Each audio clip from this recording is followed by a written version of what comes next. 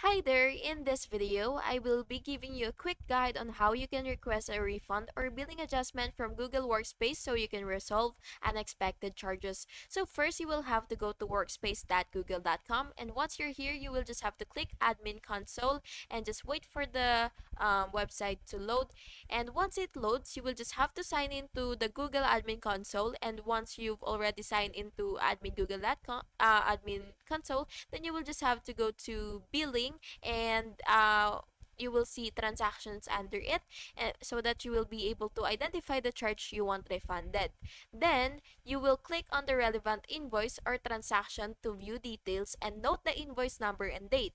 And after that, you will see a three-dot menu and then or support link in the admin console, and then choose contact support. Use phone, chat, or email depending on availability in your region.